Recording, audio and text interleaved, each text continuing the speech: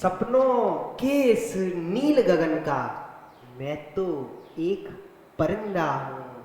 ठोकर गली है जाने कितनी, लेकिन फिर भी जिंदा हूँ। नमस्कार साथियों, मैं स्वप्निल पंडित आप सभी का श्योर 60 के इस ऑनलाइन प्लेटफॉर्म पे बहुत बहुत स्वागत करता हूँ। हमारी मेंस 2022 को मद्देनजर रखते हुए एक टेस्ट सीरीज चलती है जिसको हमने नाम दिया है रेस। तो उस रेस का आज टेस्ट नंबर 131 था, तो हम उसका देखते हैं मैथ का एनालिसिस और देखते हैं best approach to solve all the questions. तो चलते हैं पहले क्वेश्चन की तरफ। क्या है? Raja gives two successive discount of 20%। Raja gives two successive discount of 20% and 10% on a chair पे ये सक्सेसिव डिस्काउंट देता है। And Karan gives successive discount of 30% and 20% on the table. Karan किस पे देता है? टेबल पे देता है। ठीक है। If the marked price of the table is ₹100 more than the marked price of chair, यानी किसकी? टेबल की जो मार्क प्राइस है, टेबल की जो मार्क प्राइस है वो चेयर की मार्क प्राइस से 100 रुपए ज्यादा है। ठीक है। And the difference between their selling price is 48। उन दोनों का जो सेलिंग प्राइस है उस कितना है? 48 है। 48 में डिफरेंस है। Find the sum of marked price of chair and table. दोस्तों, डिस्काउंट किस चीज पर दिया जाता है? डिस्काउंट किस चीज पर दिया जाता है? मैंने कहा तो डिस्काउंट आप कहोगे सर मार्क्ड प्राइस पर दिया जाता है। मैंने राजा की मार्क प्राइस x और x हर संख्या अपने आप में 100 होती है, तो अपने आप में इसका 100 मान है, तो इस पर 100 पे 20 का डिस्काउंट देंगे तो कितने की बिकेगी? 80 की बिकेगी। कितने की बिकेगी? 80 की बिकेगी। 100 पे 20 का डिस्काउंट देंगे तो कितने की बिकेगी?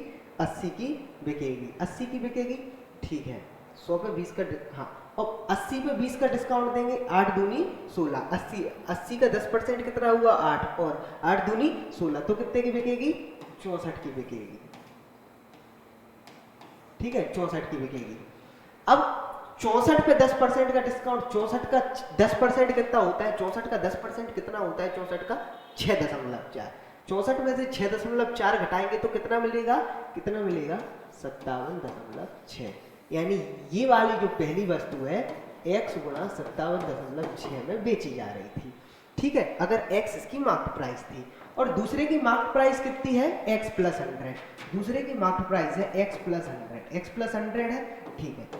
ये कितने पे बेची जा रही है? ये कितने पे बेची जा रही है? देखो, 100 पे 30% का डिस्काउंट दोगे तो 70, और 70 पे 20% का डिस्काउंट दोगे 7 दूनी 14, 70 में से 14 घटाएंगे तो 56, तो 56 में बेची जाएगी।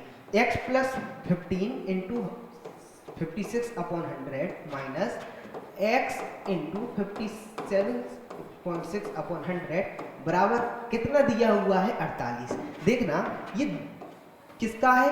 ये तुम्हारा मेज, ये तुम्हारे मेज का सेलिंग प्राइस है, और ये तुम्हारे चेयर का सेलिंग प्राइस है, और इन दोनों के सेलिंग प्राइस में डिफरेंस क्वेश्चन के हिसाब से 48 दिया हुआ था, वही हमने लिख लिया। यही था या नहीं था? कहोगे सर बिल्कुल यही था। ठीक है दोस्तों, अब आप बताओ, अब तो कैलकुलेशन है, सिंपल कर लेना। इन दोनों का डिफरेंस होगा -1.6x, होगा या नहीं होगा? देखो, 56 गुणा 100 होंगे 5600, 48 गुणा 100 होंगे 4800, 4800 में से 5600 में से 4800 जाएंगे, कितने बचेंगे? 800। माइनस से माइनस कट जाएगा। x बराबर 1.6 बराबर 8/5 बराबर 800। 8 बराबर 800, तो x बराबर कितना आ जाएगा? 500। x बराबर दोस्तों आ जाएगा हमारा 500, और x प्लस 100 की वैल्यू कितनी आ जाएगी? ऐसी 500 प्लस 10 100 600। ये हमारा आंसर आ जाएगा। चलते हैं अगले क्वेश्चन की तरफ।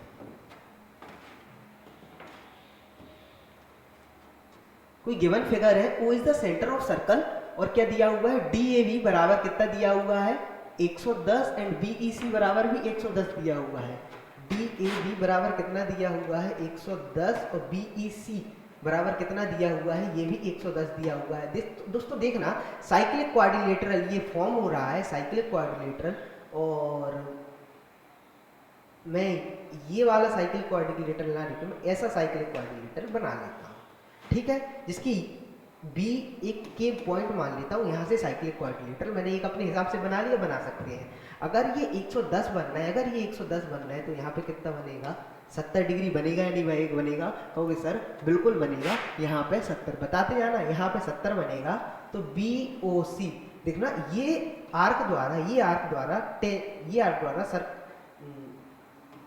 इसके द्वारा सर्कल की ये इस पर सर्कमफेरेंस पर एंगल 70 डिग्री बन रहा है, तो सेंटर पर एंगल कितना बनेगा? 140 डिग्री बनेगा या नहीं बनेगा? कहोगे सर बिल्कुल बनेगा। अब आप देखना, ये रेडियस है, ये दोनों बराबर है, तो यहाँ पे अगर एंगल थीटा बनेगा और ये भी एंगल थीटा बनेगा, ये दोनों भी बराबर होंगे, तो BOC एक ट्राइंगल फॉर्म हो रहा है।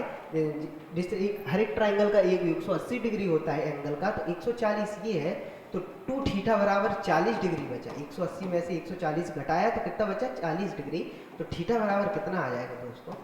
20 डिग्री। मन से करने वाले सवाल थे, ज़्यादा इसमें भगड़ है नहीं। अगले क्वेश्चन की तरफ हम चलते हैं। अगला क्वेश्चन क्या कह रहा है कि एक समकोण त्रिभुज है, जिसमें क्या है? समकोण त्रिभुज ACB में एंगल B पर समकोण है। कोई समकोण त्रिभुज है ABC या ACB, जो भी कहना हो, B पर हमने राइट एंगल बना दिया। AL और CM क्या दी हुई है? तो समान लंबाई वाली हमारी माध्यिका है, यानी ये हमारी मीडियन दी हुई है। क्वेश्चन के अनुसार ये हमारी मीडियन दी हुई है। हम सबको पता है, हमने एक फॉर्मूला पढ़ा है। क्या है वो फॉर्मूला? आपने मीडियन में अगर पढ़ा होगा तो क्या फॉर्मूला पढ़ा है आपने कि जब भी ऐसा होता है तो 4AL का स्क्वायर, यानी पहली मीडियन का स्क्वायर प्लस दूसरी मीडियन का स्क्वायर बराबर होता है 5AC के स्क्वायर से। ये हमने पढ़ा है या नहीं पढ़ा? ये हमने पढ़ा है या नहीं पढ़ा है? बताओ। पढ़ा है ना आपने? होशियार हो आप, बिल्कुल पढ़ा है। ठीक है, इसके बराबर ये होता है। ठीक है दोस्तों, अब ये देखो ना, यहाँ पे क्वेश्चन ने कहा है कि दोनों माध्यिकाओं की लंबाई समान है, यानी दोनों मीडियन की लेंथ समान है, तो AL बराबर CM है। क्वेश्चन ये कह रहा है, क्वेश्चन क्या कह रहा है? AL बराबर CM है इस क्वेश्चन के अनुसार। तो ये AL square plus CM square बराबर 4 इंटू 2AL स्क्वायर लिख लूँ मैं CM स्क्वायर लिख लूँ, मेरी इच्छा है, कोई दिक्कत नहीं है। तो कितना दिया हुआ ये?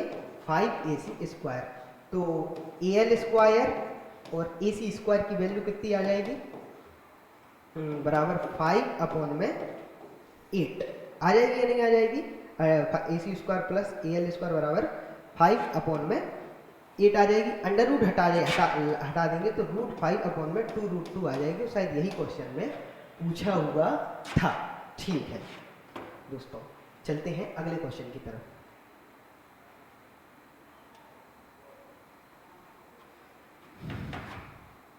देखना, सेंटर एंगल कितना है? 120 डिग्री। सेंटर एंगल कितना है क्वेश्चन में? सेंटर एंगल कितना है? 120 डिग्री। सेंटर एंगल है 120 डिग्री। क्वेश्चन पिछले वाले क्वेश्चन में यही पूछा था ना, जो हमने निकाला है। हाँ, लगभग यही पूछा था। देख लेंगे अगर कोई गड़बड़ होगी तो।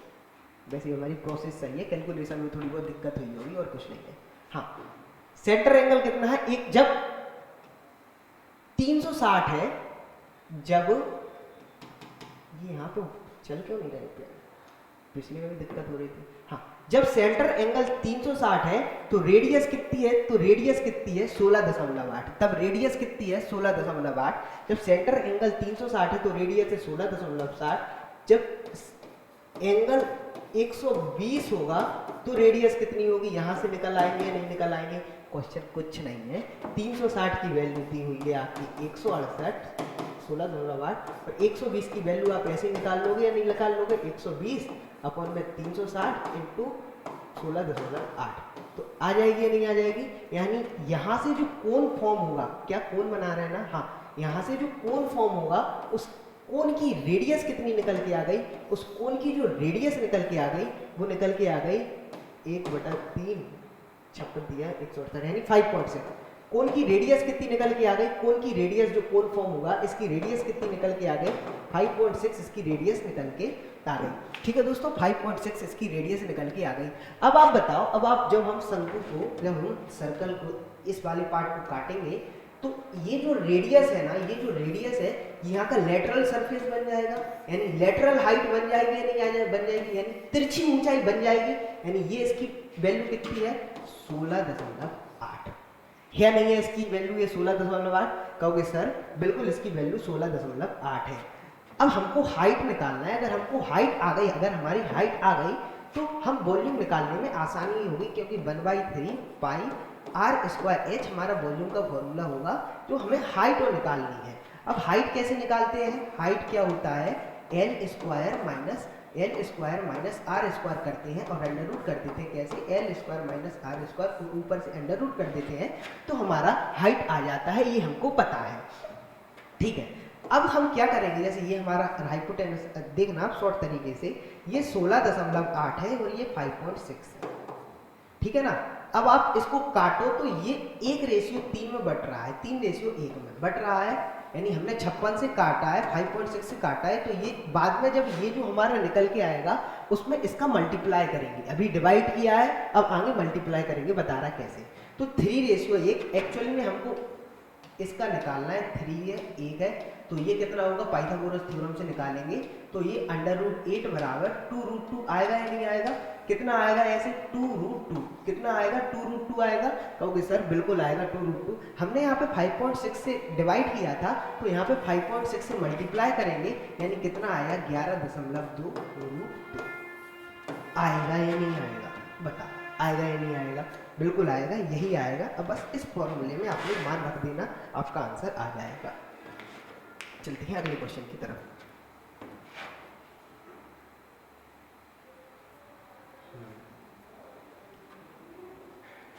अगर आपको फॉर्मूले पता होंगे तो ये क्वेश्चन करना ज़्यादा बड़ी बात नहीं है, कोई बड़ी बात नहीं है। ठीक है, हमको फॉर्मूला पता है साइन 3 थीटा का। साइन 3 थीटा का फॉर्मूला क्या कहता है? 3 sine theta minus 4 sine 3 theta.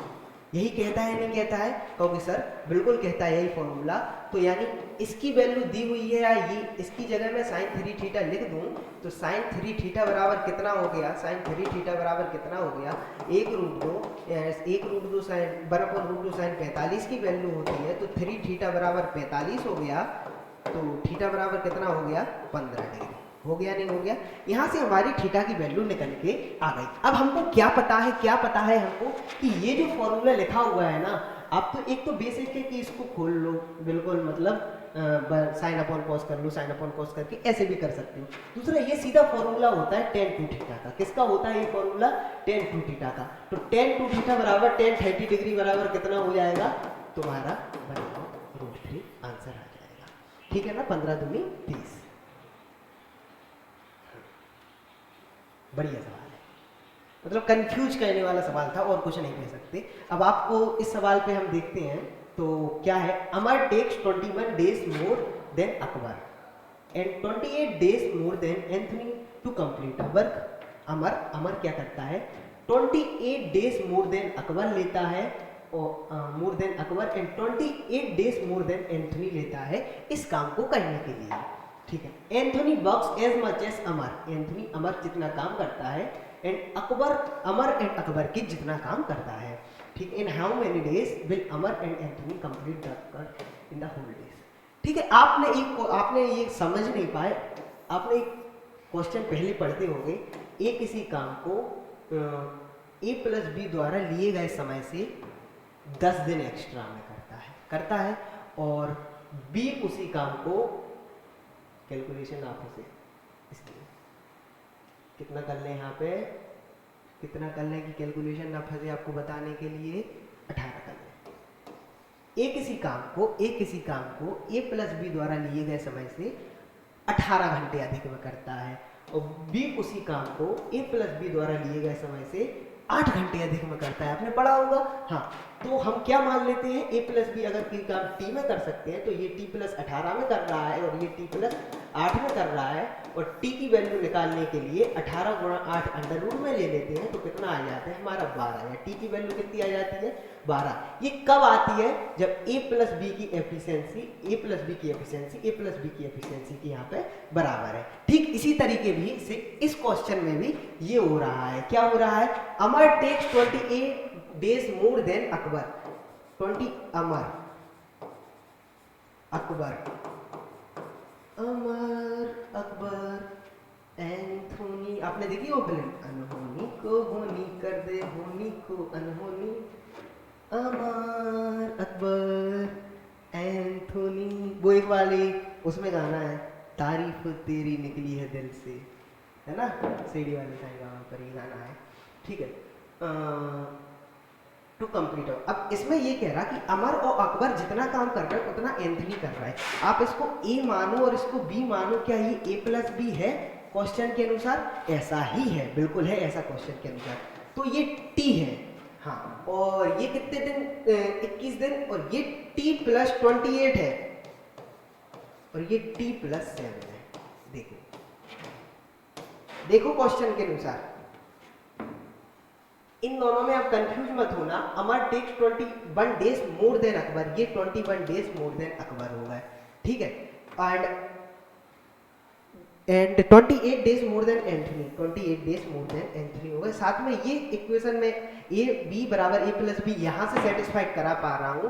Anthony work as much as Amar and Akbar, यही मैंने कहा था, A and B works as much as A plus B, ठीक ऐसे ही निकला था। ठीक इसी तरीके से टी की वैल्यू हम यहाँ से निकाल सकते हैं। टी बराबर क्या लिख सकते हैं? 28 गुणा 7 और अंडर रूट में बराबर यहाँ से टी की वैल्यू हमारी निकल के आ जाएगी 14। अब हमारा आंसर कुछ है ही नहीं, टी बराबर 14 आ गया। तो अमर 14 प्लस 12 कितने हो गए? 42 हो गए। अमर 14 प्लस 12 कितने हो गए? 42 हो गए, ठीक है। अकबर 14 प्लस 7 कितने हो गए? 21 हो गए। और एंथनी कितने हो गए? 14। 42 टोटल काम आ गया, आप निकाल लो। 1 2 और 3। अब किस किस के द्वारा काम कराना है? अमर और एंथनी के द्वारा 42 काम कराना है 4 की एफिशिएंसी से, बराबर 21/2 दिन में ये काम कर लेंगे और भारत माता की जय हम लोग बोल लेंगे। चलते हैं अगले क्वेश्चन की तरफ।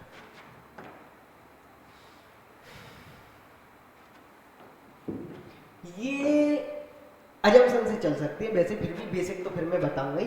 जैसे हम 100 रुपए की कोई चीज है 127 में बेचते हैं, 127 में बेचते हैं या नहीं बेचते हैं? 100 रुपए की चीज 127 में बेचते हैं, तो इसकी वैल्यू दी हुई है 127.5 की वैल्यू दी हुई है।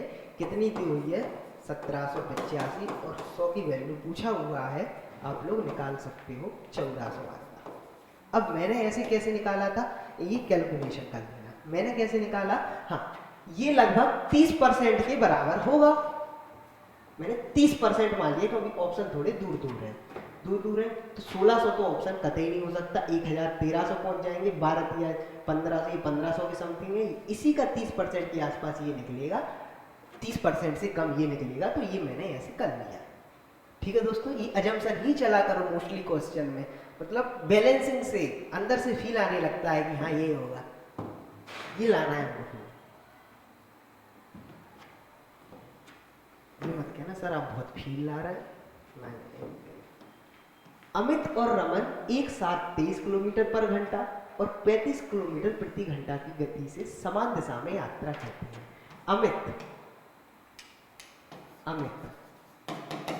अमित कितने किलोमीटर पर घंटे की स्पीड से चल रहा? 23 किलोमीटर पर आवर। कितने kilometre per hour? 23 kilometre per hour. और रमन कितने किलोमीटर पर आवर से चल रहा है? रमन चल रहा है 35 किलोमीटर पर आवर। रमन चल रहा है तुम्हारा 35 किलोमीटर पर आवर। तो एक घंटा के अंदर, 1 घंटा में जब ये दोनों समान दिशा में चलेंगे तो इन दोनों के बीच की डिस्टेंस कितनी होगी? 12 किलोमीटर हो जाएगी। ये 35 किलोमीटर चलेगा, ये 23 किलोमीटर चलेगा, अब इसलिए बात है 12 किलोमीटर डिस्टेंस होगी। ऐसे 10 घंटे तक चलाना है, 10 घंटे तक चलाना है, तो इन दोनों के बीच की कितनी हो जाएगी डिस्टेंस? 120 किलोमीटर हो जाएगी या नहीं हो जाएगी? हाँ। अब जब ये लोग समान टाइम पे पहुंच रहे हैं, एक साथ गंतव्य तक पर पहुंचते हैं, तो इसका मतलब क्या होगा? अब इसी डिस्टेंस को हमको कवर करना होगा, 120 किलोमीटर को कवर करना होगा, तभी तो ये गंतव्य पे पहुंचेंगे सही समान टाइम पे। हाँ, अब क्या कर रहा है? अमित ने अपनी गति 13 किलोमीटर बढ़ा दी, यानी ये 23 किलोमीटर के हिसाब से चल रहा था, तो अब ये 36 किलोमीटर के हिसाब से चलेगा, ठीक है। और क्या हुआ? और रमन ने अपनी गति 15 किलोमीटर प्रति घंटे कम कर दी, तो 15 किलोमीटर प्रति घंटे कम कर देगा, तो ये कितने पे चलेगा? अब 20 किलोमीटर प्रति हिसाब से चलेगा। अब हर एक घंटे में इन दोनों के बीच के गैप कितना हो जाएगा? 16 किलोमीटर हर एक घंटे में इन दोनों के बीच का गैप हो जाएगा 16 किलोमीटर। तो 120 किलोमीटर का गैप कवर करना है तो कितना टाइम लगेगा हमको?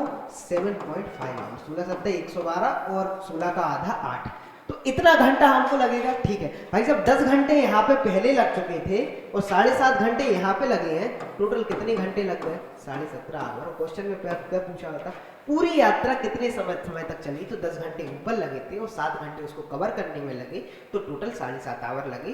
देख सकते हो आप लोग, स्क्रीनशॉट भी ले सकते हो, इसे जरूरत नहीं है। हाँ, जैसे ये वाला क्वेश्चन है, ये वाला क्वेश्चन में जब आप ऑप्शन पे जाओगे, जब आप कहाँ पे जाओगे? ऑप्शन पे जाओगे, ऑप्शन पे जाओगे तो आप देखोगे कि सब में √3 है। पहला मेथड बता रहा, दूसरा बताऊंगा बेसिक मेथड फास्ट के लिए। तो 45 डिग्री तो आ नहीं सकता क्योंकि साइन 45 की वैल्यू 1/√2 है, तो √2 के आसपास होता तो ये आता। √3 है, या तो 60 आएगा या 30 आएगा।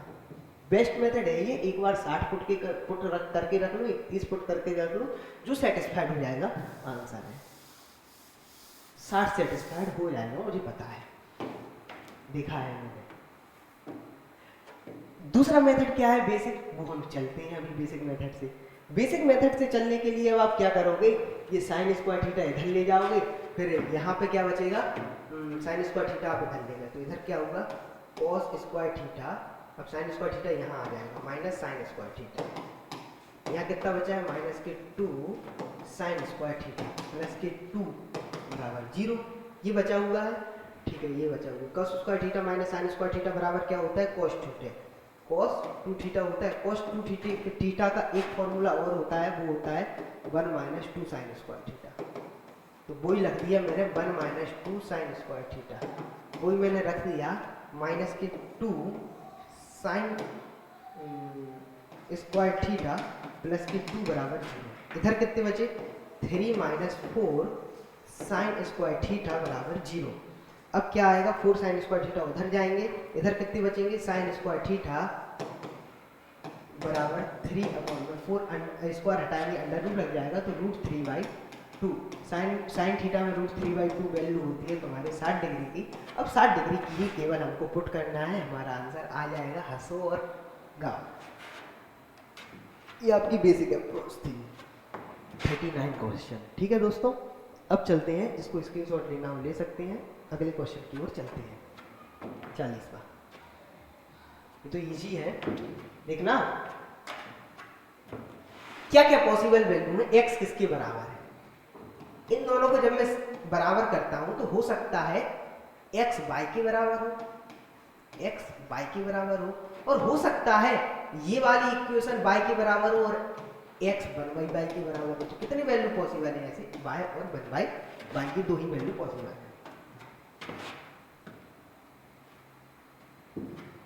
9 लड़के और 6 लड़कियां एक कार्य के 20% को 2 दिन में कर सकते हैं। 20% बराबर 1/5, 1/5। कार्य का एक भाग 2 दिन में हुआ, तो कार्य का 5 भाग कितने दिन में होगा? इन लड़कियों के द्वारा 2 × 5 = 10 दिन में होंगे। यानी क्या है? 9 boys plus 6 girls can complete a task in 10 days. मैं ऐसे लिख सकता हूँ? कहोगे सर बिल्कुल लिख सकता हूँ। ठीक है, 4 boys and 5 girls, 4 boys plus 5 girls, 33 सही 1/3% 5 दिन में कर सकते हैं। 33 सही 1/3 मतलब 1/3, यानी 3 में से एक काम कितने दिन में कर सकता है? 5 दिन में कर सकते हैं। तो 3 काम यानी पूरा काम कितने दिन में कर पाएंगे ये लोग? 15 दिन में ये लोग पूरा काम कर पाएंगे। यहाँ पे लिख दो 15 और इसको काट दो, 2 और 3, 2 और 3 काट लेंगे। ठीक है दोस्तों, 2 और 3 काट लेंगे, कुछ नहीं, अब कैलकुलेशन है। 9 दूनी 18 बॉयज में से 12 बॉयज जाएंगे, और यहाँ पे 15 गर्ल्स में से 12 गर्ल्स जाएंगी, तो 3 गर्ल्स बचेंगी। बॉयज रेशियो गर्ल्स कितना आया? 1/2 आया। यही क्वेश्चन यहाँ आ गया। बॉयज रेशियो गर्ल्स दोस्तों हमारा कितना आ गया? 1/2 आ गया हमारा बॉयज रेशियो गर्ल्स। कहीं दिक्कत तो नहीं की हमने, वरना एंड में हमको दिक्कत का अंदाजा भुगतना पड़ेगा। देखो नहीं है, कहीं हमारी कैलकुलेशन में कोई दिक्कत नहीं है जहाँ तक मैं देख पा रहा हूँ। ठीक है, आगे चलते हैं। अब टोटल वर्क निकाल लेते हैं। टोटल वर्क निकालें तो यहाँ पे कितना है 9, इसमें रखता हूँ गर्ल्स 6 दूनी 12 इंटू 10 डेज था। ठीक है, 12 में 21 10 210 210 टोटल काम कराना है कितने दिन में 7 दिन में। 7 दिन में किसके द्वारा, कितने लड़कों को 11 लड़कियों 11 लड़कियों मतलब 22 प्लस और कितने लड़कों को 11 लड़की मतलब बॉयज, एक ही एफिशिएंसी से बॉयज। ठीक है, 7 से काट देंगे 30, बॉयज बराबर 8 आ जाएगा, 30 में से 22 जाएंगे 8। कुछ नहीं है, टोटल वर्क के कंसेप्ट पर ये क्वेश्चन था। टोटल वर्क हमेशा इक्वल करना है बस। चलते हैं अगले क्वेश्चन की तरफ, देखते हैं। a plus B B plus C C plus A plus B बराबर कितना दिया हुआ है 2, बी प्लस सी बराबर कितना दिया हुआ है 1 और सी प्लस ए बराबर कितना दिया हुआ है 3। ठीक है, सबको मैं जोड़ता हूँ, a प्लस बी प्लस सी दोनों 2 बार में आ जाएंगे, 3 दूनी 5 और 1 6, 6 डिवाइड बाय 2 कितना हो जाएगा 3 हो जाएगा। मैं इसको ऐसे लिख लेता हूँ 2a प्लस बी प्लस सी बराबर 6 है, 2 से काटेंगे इसको तो 3 आ जाएगा। a प्लस बी प्लस सी बराबर कितना आ जाएगा 3। देखना दोस्तों, a प्लस बी प्लस सी बराबर 3 है और a प्लस सी बराबर भी 3 है। इसका मतलब क्या मैं ये कह सकता हूँ b बराबर 0 होगा?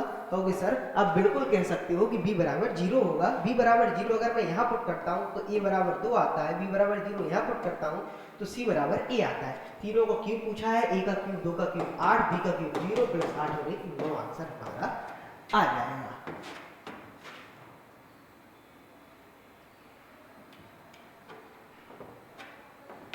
एक 173 पेंसिलों को बेचने पर दुकानदार को 13 पेंसिलों के क्रय मूल्य के बराबर लाभ प्राप्त होता है। कितनी पेंसिल बेच रहा है, कितनी पेंसिल बेच रहा है, कितनी पेंसिल बेच रहा है 173 पेंसिल। अब आप बताओ आपको लाभ कब होगा, कब होगा आपको लाभ? जब सेलिंग प्राइस में से कॉस्ट प्राइस घटाना पड़ेगा तो हमको लाभ होता है, नहीं होता है? बिल्कुल होता है लाभ। सेलिंग, दूसरे शब्दों में अगर आपने 100 रुपए की चीज लाए 120 रुपए में बेच दी, जब आप 120 में से 100 घटाएंगे तो आपको लाभ मिलेगा या नहीं मिलेगा? वो है 20 रुपए मिलेगा। ठीक इसी तरीके से इस क्वेश्चन में जब आप 173 पेंसिलों का एसपी होगा, जब 173 पेंसिलों के सीपी घटा देंगे तो हमको 13 पेंसिलों का सीपी मिलेगा। क्वेश्चन ये कह रहा है, देखो देखो क्वेश्चन ये कह रहा है 13 पेंसिलों के क्रय मूल्य के बराबर लाभ प्राप्त होता है। क्वेश्चन ये कह रहा है नहीं कह रहा है? बिल्कुल कह रहा है। 13 सीपी इधर जाएंगे, 173 ये यहीं रहेगा तो 186 सीपी बराबर 173 एसपी। सीपी रेशियो एसपी कितना आ जाएगा 173 से 183। अब आप इसको 186, अब आप इसको ऐसा समझो कि 173 रुपए में आपने कोई सामान खरीदा और 186 रुपए में आपने उस सामान को बेच दिया तो कितने रुपए का फायदा हुआ आपको? 13 रुपए का फायदा हुआ। किसके ऊपर? 173 के ऊपर इंटू 100। आगे आप समझदार हो, कर लोगे केवल कैलकुलेशन। चलते हैं अगले क्वेश्चन की तरफ। उम्दा सवाल क्या दिया हुआ है? जब भी ऐसा कुछ दिया हुआ होता है तो हम क्या करते हैं x का भाग देंगे इस इक्वेशन में तो क्या मिलेगा? x माइनस 1/x माइनस 3 बराबर 0। अब इसको मैं कर देता हूँ x माइनस 1/x बराबर 3। कर लिया दोस्तों? ठीक है। अब क्या करता हूँ हमको जब भी ऐसा बनता है तो x square plus 1/x square बराबर कितना बन जाता है? 11। क्या मैं ये लिख सकता हूँ? ओके सर बिल्कुल लिख सकते हो आप, ये कोई दिक्कत नहीं है, बन जाएगा 11। अब इसको मैं इसके फुल फॉर्म में लाता हूँ। क्या है? x स्क्वायर माइनस 5 और x स्क्वायर माइनस 6। इसको लाता हूँ तो मैं क्या देखता हूँ, इस दोनों का गुणा होगा तो x की पावर 4 माइनस ये कितना है माइनस के 6x स्क्वायर माइनस के 5x स्क्वायर प्लस के 30। यही आएगा या नहीं आएगा? तो सर बिल्कुल आएगा। क्या आया? x की पावर 4 माइनस 11 x की पावर स्क्वायर प्लस के 30। ये आया? बिल्कुल आया। x की पावर 4। अब मैं 11 की जगह क्या मैं 11 की जगह ये पुट कर सकता हूँ? क्या मैं 11 की जगह ये पुट कर सकता हूँ या नहीं कर सकता हूँ? क्वेश्चन के अनुसार कर सकता हूँ या नहीं कर सकता हूँ? कहोगे बिल्कुल कर सकते हो। तो ये रख दिया मैंने x square plus 1/x square x square plus 30 लिख दिया अपन ने, ठीक है। ये एक्स स्क्वायर अंदर गुणा होंगे तो एक्स पावर -4 हो जाएंगे, ये कट जाएगा, और एक्स पावर इसमें गुणा होंगे तो -1 आ जाएगा, और 30 में से 1 जाएगा, तो हमारा कितना आंसर आ जाएगा दोस्तों 29। क्वेश्चन में यही हमसे पूछा हुआ था। चलते हैं अगले क्वेश्चन की तरफ।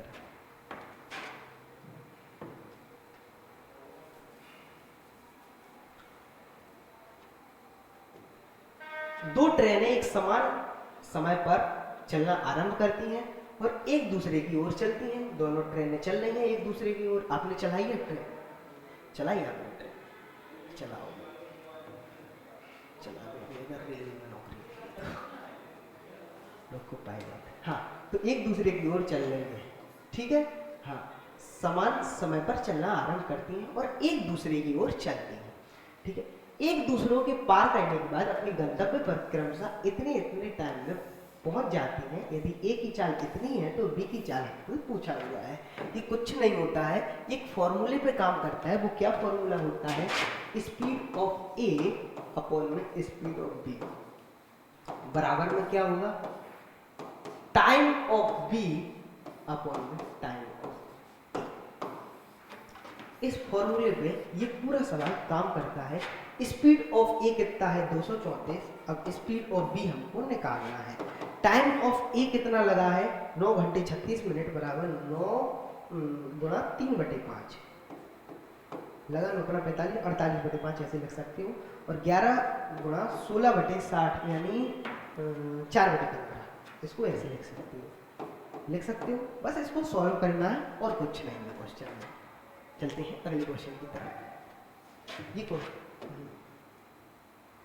आप लोग स्क्रीनशॉट ले सकते हो। बहुत से बच्चों का ये सवाल रहता है कि सर आप स्क्रीनशॉट का टाइम नहीं दे रहे।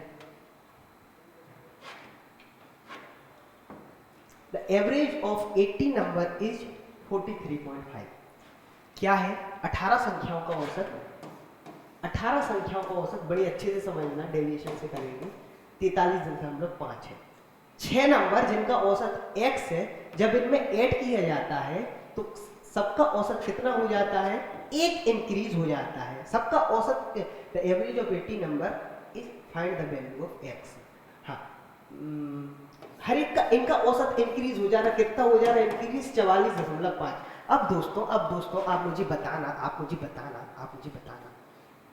क्या बताना कि हर एक का 18 व्यक्तियों का औसत 43.5 है। तो क्या मैं ये कह सकता हूँ 18 में से हर एक व्यक्ति 43.5 अपने पास रखा होगा? क्योंकि सर बिल्कुल रखा होगा। जब हर एक के औसत में एक बढ़ रहा है, जब हर एक की औसत में एक बढ़ रहा है, तो इसका मतलब है 18 संख्याओं की औसत में 18 बढ़ेगा प्लस 18 बढ़ेगा। इतना लेके ये लोग आए होंगे, जो नए आए हैं प्लस 18 लेके आए होंगे। डेविएशन के फॉर्म में देखना, ठीक है। प्लस 18 तो नए लेके आए होंगे टोटल सम में, ठीक है।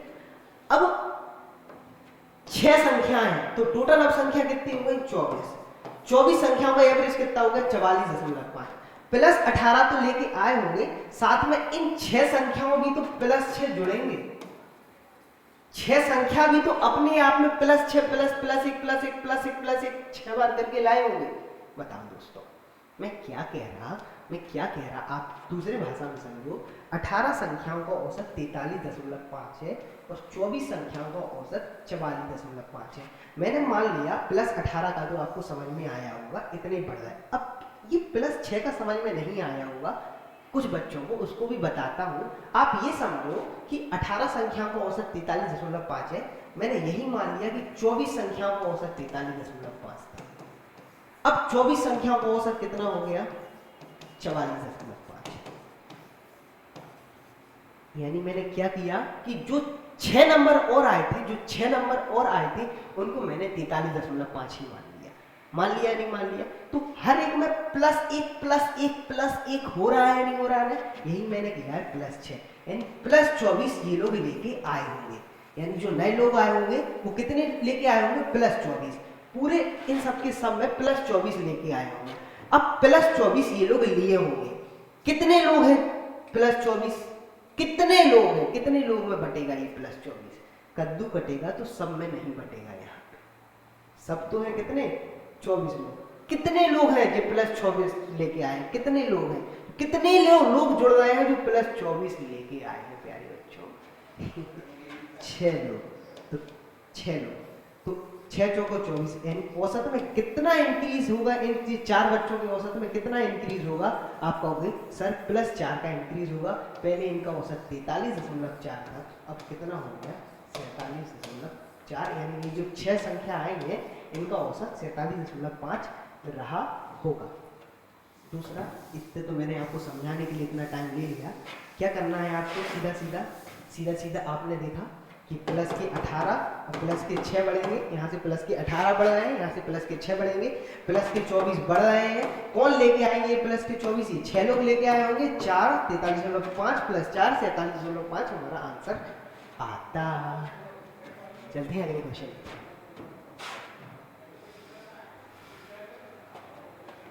A certain sum of money generates a simple interest of 800 over 2-year period. 2 साल में कितना सर्टेन सिंपल इंटरेस्ट मिलता है? 800 रुपए। यानी 1 साल में, हर एक साल में कितना कितना मिल रहा होगा? 400 रुपए मिल रहा होगा। The sum of money invested at the rate of same interest and compound interest on the basis of 2 years generated 900 रुपए। यानी सिंपल इंटरेस्ट 800, कंपाउंड इंटरेस्ट 900 है, तो यानी ये 100 डी रहा होगा या नहीं रहा होगा?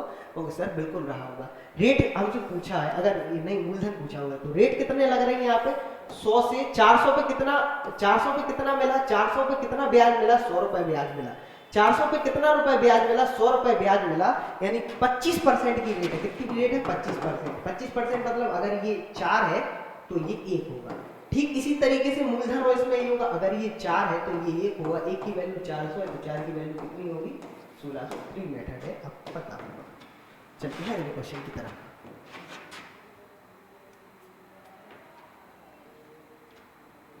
एक आदमी अपनी माल को 20% के लाभ पर बेचता है, यानी कितने में बेच रहा? 5 से 6 पर बेचता है। ठीक है, बेचा कितने? 5 से 6 पर उसने बेचा। ठीक है, अगर उसने 600 रुपए कम में खरीदा होता और 400 रुपए कम में बेचा होता तो 10% अधिक लाभ होता। 10% अधिक लाभ होता, यानी 20% लाभ हो रहा था तो 10% अधिक लाभ मतलब अब कितना होगा? 10 से 13, 30% लाभ होगा। यानी 10 से 13। रेशियो वाले मेथड पे आ जाओ। ये -600 इधर ले लो और ये -400 इधर ले लो। ठीक है, इन दोनों का मल्टीप्लाई, इन दोनों का मल्टीप्लाई, इन दोनों का मल्टीप्लाई, इन दोनों का मल्टीप्लाई। मैंने आपको बताया दोस्तों, या तो इस पहला बेसिक मेथड आप देख लो कि 5x में उसने बेचा। 5x इसका सीपी था। पहले बेसिक मेथड बता दूं। 5x - 600 बटे में 6x - 400 बराबर 10/13 है क्वेश्चन के अनुसार। यहाँ से x की वैल्यू निकाल लेना। दूसरा मेथड जो मैं करा रहा हूँ वो आप सीखो। 13 × 6 = 78, 4 धाम 40, 4 धाम 4000, 400 धाम 4000 और 13 × 6 = 78। 7800 में से आप 4000 घटाइए तो कितना पद मिलेगा आपको? 3800 मिलेगा। मिलेगा या नहीं मिलेगा? 3800 हमको मिलेगा। ठीक है, अब इन दोनों का करिए ऊपर क्रॉस। 13 × 65, 10 × 6 = 60, यानी 5।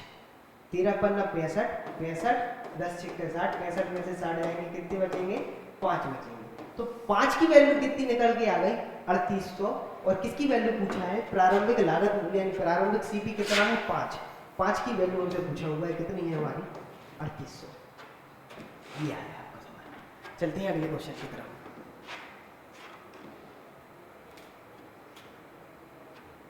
फिर आया एवरेज का अच्छा क्वेश्चन। क्या है?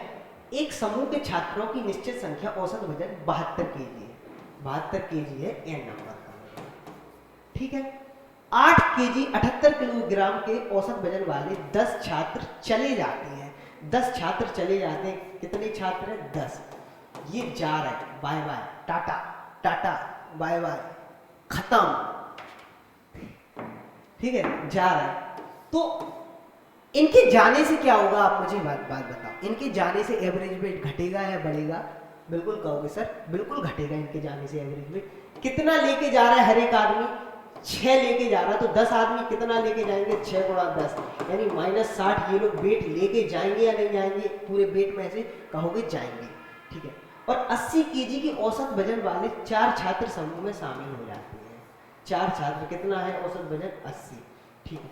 कितना ज्यादा लेके ये समूह में शामिल हो रहा है, प्लस के 8 लेके कितने छात्र शामिल हो रहे हैं, 4 यानी 32 लेके ये छात्र शामिल हो गए, प्लस के 32 लेके ये छात्र शामिल हो रहे हैं। कितने लेके शामिल हो रहे हैं ये छात्र, प्लस के 32 लेके ये छात्र शामिल हो रहे हैं।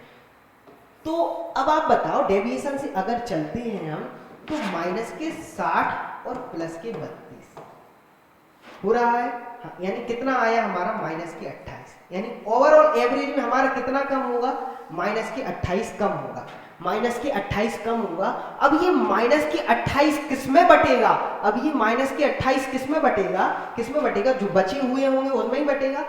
n लोग थे टोटल पर्सन, कितने लोग गए, 10 लोग चले गए और 4 लोग आ गए, इतने लोगों में बटेगा, ठीक है। ये जो चेंज है, ये जो चेंज आया है, ये माइनस के 0.7 के बराबर है।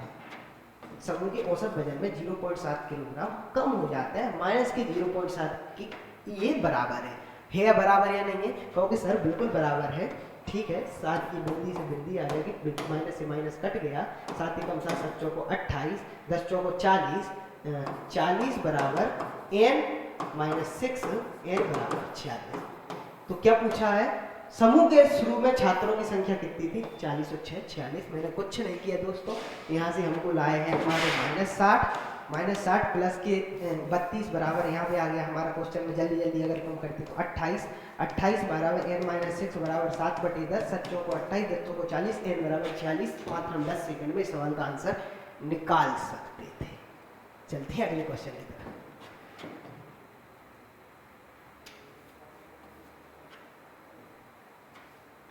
मीन प्रपोर्शन, ये मीन प्रपोर्शन पूछा हुआ है, यानी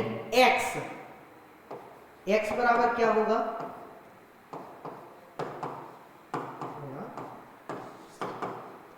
ये होगा x बराबर, और y बराबर क्या होगा, तीसरा अनुपात, यानी 57.6 और 57.6 डिवाइड बाय 38/4, ये होगा या नहीं होगा, बिल्कुल होगा। तो टिको 2x और y की वैल्यू पूछा हुआ है, केवल कैलकुलेशन है, आप सब लोग कर सकते हैं, बताने में कुछ नहीं है। देखो जैसे ये वाला क्वेश्चन है, अब मैं आपको ये पढ़ाऊंगा कि 7 दूनी 14 और 1 15/2, और यहाँ पे क्या लिखेंगे, 7 या 21 और 1 22/7, ऐसा बताएंगे क्या, नहीं ऐसा नहीं करेंगे। चलते हैं अगले क्वेश्चन की तरफ, आप लोग इतना कर लोगे मीन्स के विद्यार्थी। In an election there are 3 candidates, कोई इलेक्शन हो रहा है, इलेक्शन आपके यहाँ होता है, इलेक्शन क्या होता है, इलेक्शन क्या होता है, दारू बढ़ती है, नहीं बढ़ती, तो क्या है, भारत एक ऐसा देश है जिसमें सुचारू रूप से इलेक्शन कंप्लीट होता है, मतलब बिल्कुल धांधली नहीं होती चुनाव में, इतना शानदार देश है हमारा। और शिक्षित, ईमानदार, योग्य, कर्मठ, जुझारू नेताओं की पहचान होने लगती है हमें चुनाव के टाइम में, कि इतने योग्य व्यक्ति हमारे साथ में थे, इतने कर्मठ, इतने ईमानदार, देखना।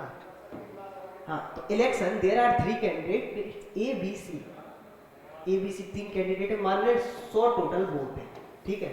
20% of the total voters did not cast their vote, अगर 20% ने वोट नहीं दिया तो कितने लोगों ने दिया, 80% ने वोट दिया, ठीक है।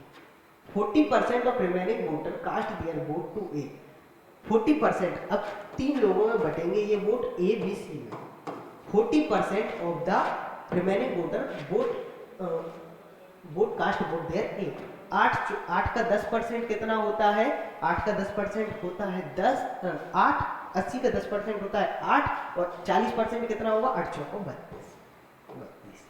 32 वोट ए को मिल गए, तो कितने वोट बचे, 48 वोट बचे 48 वोट, ठीक है। And the 80% of remaining voter cast their vote to be, यानी 48 का 80%, 48 गुणा 4/5, 48 गुणा 4/5, देखना 50 चौको 200, 2 चौको 8 घटा देंगे, 200 में से 8 घटा देंगे तो कितना आएगा 192/5।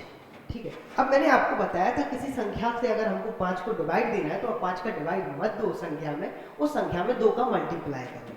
2 का मल्टीप्लाई करेंगे 19 दूनी 38, 2 दूनी 4 यानी 384, और एक अंक पहले दशमलव लगा देते हैं तो हमारा 5 से डिवाइड हो जाता है, यानी 38.4 जो हमारे वोट है वो हमको किसको मिले, बी को मिले 38.4 वोट। टोटल वोट यहाँ पे 80 डले हुए थे, 32 इसको मिल गए, 38.4 इसको मिल गए, 38 और 32 कितने हो गए 70.4, तो कितने वोट बचे 80 में से 9.6 वोट बचे हुए हैं, वो वोट किसको मिले हैं, शेष मतदाताओं ने अपना वोट सी को दिया।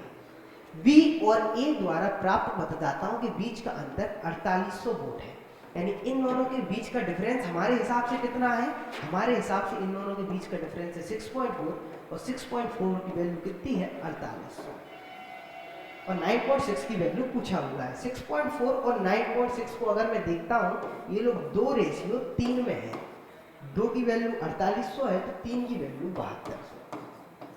समझ गए होंगे जो मैं कहना चाहता हूँ, जो नहीं समझे वो ऐसे देखो कि 6.4 की वैल्यू है तुम्हारे 4800, 1 की वैल्यू होगी 4800 डिवाइड बाई 6.4, और 9.6 की वैल्यू हमको चाहिए है तो 9.6 का मल्टीप्लाई कर देंगे, ऐसे भी कर सकते हो तो कितना आएगा 7200। ठीक है दोस्तों, वो मैंने वहाँ पे शॉर्ट पे कर दिया था कि शायद आप लोग समझ गए हो, लेकिन अगर नहीं भी समझे होगे तो मैंने आपको लॉन्ग तरीके से बता दिया। चलते हैं अगले क्वेश्चन की तरफ।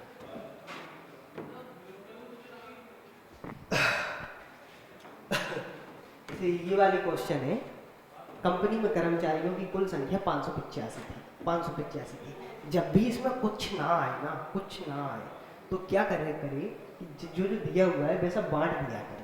हाँ, पुरुषों और महिलाओं के बीच का अनुपात कितना है 7:2, यानी 9 की वैल्यू कितनी दी हुई है हमारी 585, 9 6 54, 9 पना 45, 9 6 54, 9 पना 45, यानी 65 गुणा 9, 65 गुणा 7, 6 7 42, और 7 पना 35, यानी तुम्हारा 420 और 35 455, 455 यहाँ है और यहाँ पे 65 दूनी 130, यानी 455 पुरुष हैं और ये महिलाएं कितनी है 130 महिलाएं हैं।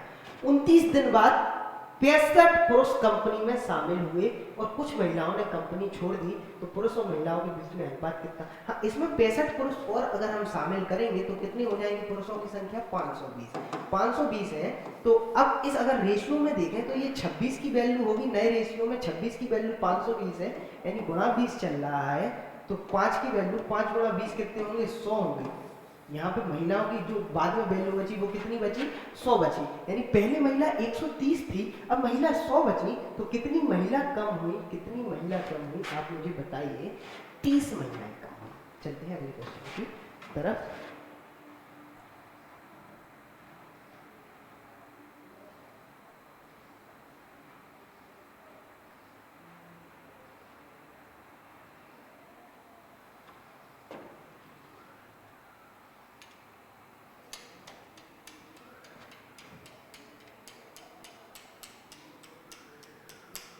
क्या है मेरा question, ABCD is a cyclic coordinator.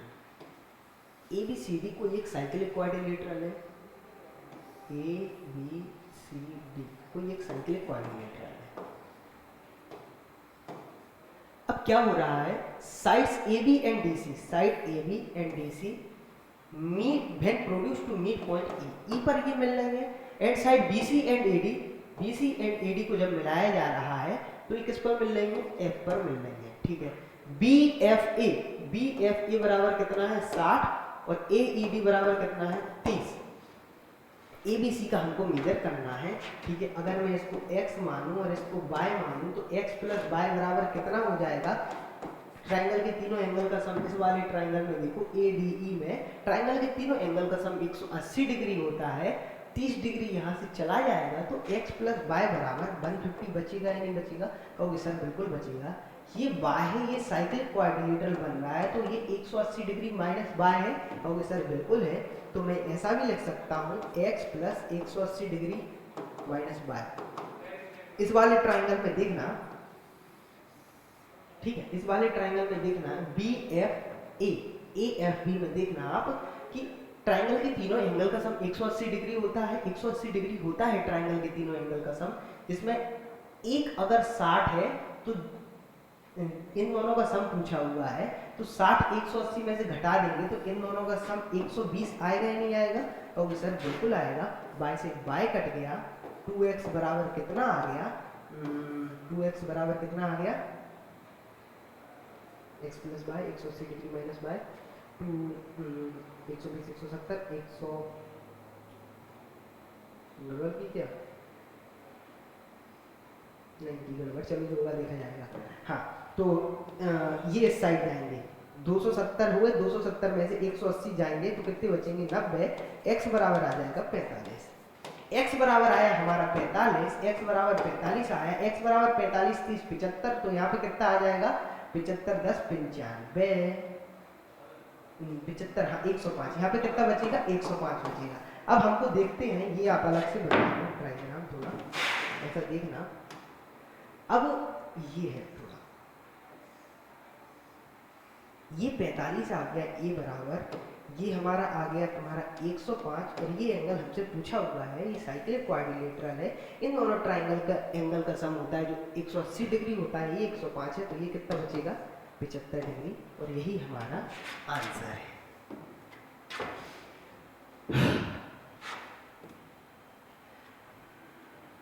LCM HCF 3738 59 59 और 95 सौ 3738 59 59 और 9501 को जब बड़ी से बड़ी संभावित संख्या x से विभाजित किया जाता है, जब भी बड़ी से बड़ी संभावित संख्या समझ में आए, आप एक चीज याद रखना, एचसीएफ। जब इसको इसके एचसीएफ से डिवाइड किया जा रहा है तो प्राप्त शेषफल बाय आता है। इन दोनों के बीच का डिफरेंस देखो कितना है, कितना है इन दोनों के बीच का डिफरेंस? 3738, ये 5659 है, ये 5959 है। 5659 लिख लिया, इंग्लिश के हिसाब से चलते हैं पेपर में। कितना है? 5659 और 9501, ठीक है। 3738 और 5659, कितना है डिफरेंस? 1921। यहाँ पे डिफरेंस कितना है? यहाँ पे डिफरेंस कितना है? 5659 और 5921, 3800।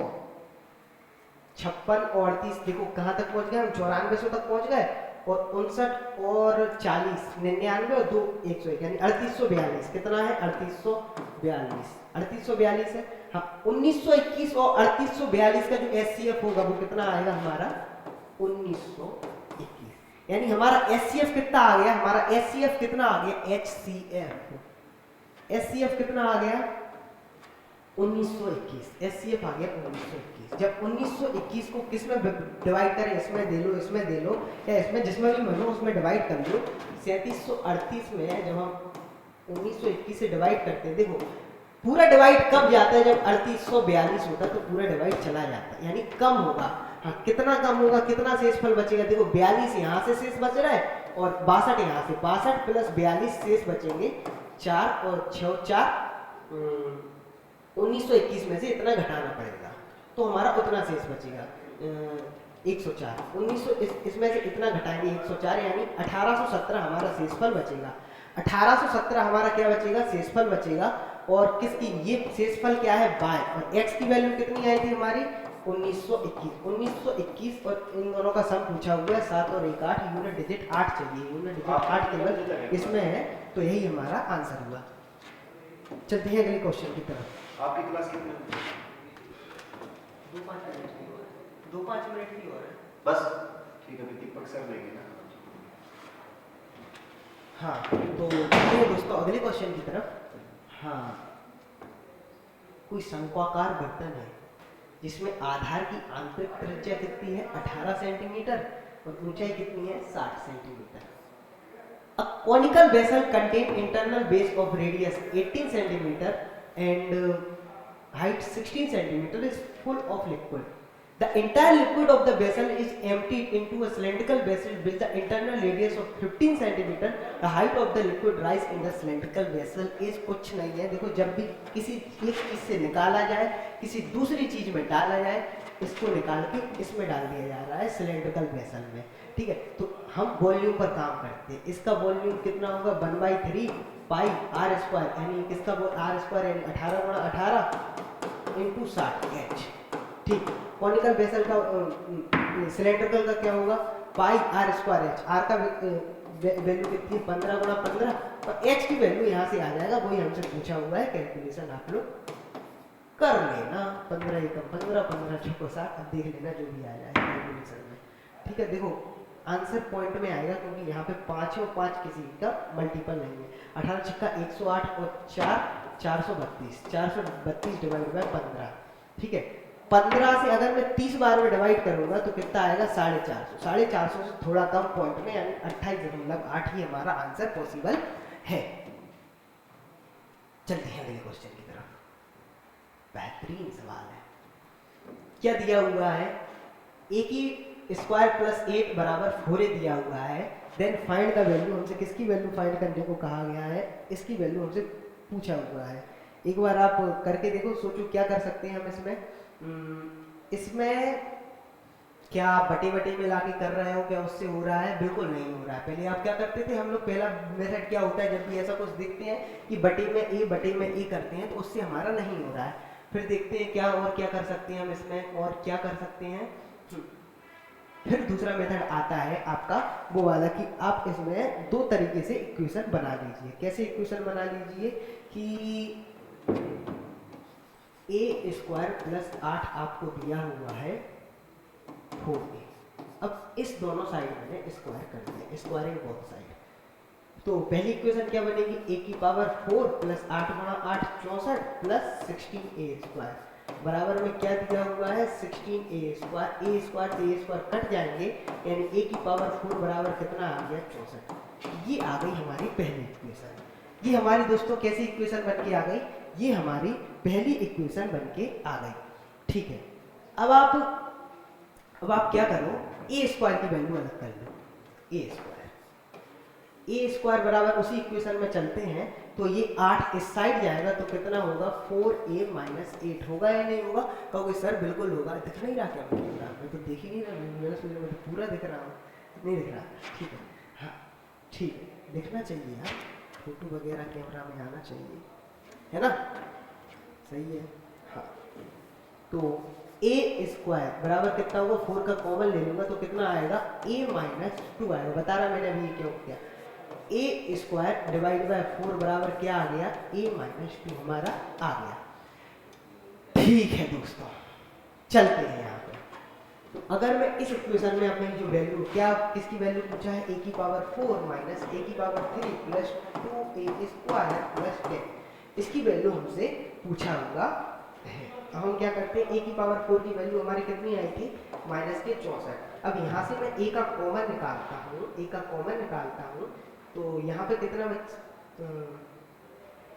तो नहीं है, ए स्क्वायर का कॉमन निकाल लो तो यहाँ पे कितना बचेगा a माइनस के a और प्लस का 2 बचेगा या नहीं बचेगा? ठीक है, माइनस के a प्लस का 2 बचेगा और प्लस के 10 है, यहाँ पे जाएंगे माइनस के 54। ठीक है, इतना बचेगा या नहीं बचेगा? हाँ ठीक है। अब मैं फिर से इसका माइनस का कॉमन बाहर निकाल लेता हूँ इसमें से, तो माइनस माइनस ये प्लस हो जाएंगे, तो यहाँ क्या कितना बचेगा ए स्क्वायर प्लस का हो जाएगा। ठीक है, और यहाँ पे कितना बचेगा अंदर a माइनस 2 बचेगा। a माइनस 2 की वैल्यू कितनी दी हुई है, a स्क्वायर डिवाइड बाय 4 दिया हुआ है। ठीक है, a स्क्वायर डिवाइड बाय 4 दिया हुआ है। नहीं यार, यहाँ माइनस का रहेगा, ये माइनस का रहेगा। हाँ, यहाँ पे ये माइनस का रहेगा क्योंकि माइनस का पहले से ही हम कॉमन निकला हुआ है। आप देख लो, अगर हम ऐसा करते हैं तो माइनस का पहले से ही कॉमन निकला हुआ है। कह रहा है ए स्क्वायर का हमने कॉमन निकाला तो ये माइनस ए स्क्वायर का कॉमन निकाला तो माइनस ए आएगा, यहाँ पे माइनस 2 आएगा। ठीक है, ये आया दोस्तों, आया? कहोगे सर बिल्कुल आया। हाँ, ए की पावर 4 बटे में ये कितना था माइनस था, तो माइनस 54 माइनस ए की पावर 4 बटे में 4। ए की पावर 4 की वैल्यू कितनी है माइनस के 64, माइनस 54 माइनस के 64 के प्लस के 64 डिवाइड बाय 4, 4 से काटेंगे 16 बार में, माइनस के 54 प्लस के 16 बराबर कितना आ गया हमारा माइनस के 38 आंसर। चलते हैं अगले क्वेश्चन की। सिंपल डीआई का क्वेश्चन है, आप सब लोग कर सकते हैं। चलते हैं अगले क्वेश्चन की तरफ। हाँ, तो who score the least mark in aggregated of all the subject, सबसे सब सब्जेक्ट में इन सब का सम करना है और जिसने सभी सबसे कम मार्क्स पूछे हो वही निकालना है। सीधा दोस्तों ये भी डीआई का क्वेश्चन है, आप लोग करना। फिर भी 18 144 280 का पूछा हुआ है, एसी और ई में 18 1935 ये सब कर सकते हो आप, केवल और केवल कैलकुलेशन की। दोस्तों आज की क्लास यहीं खत्म होती है, मिलते हैं अगली क्लास में, तब तक के लिए जय हिंद जय भारत।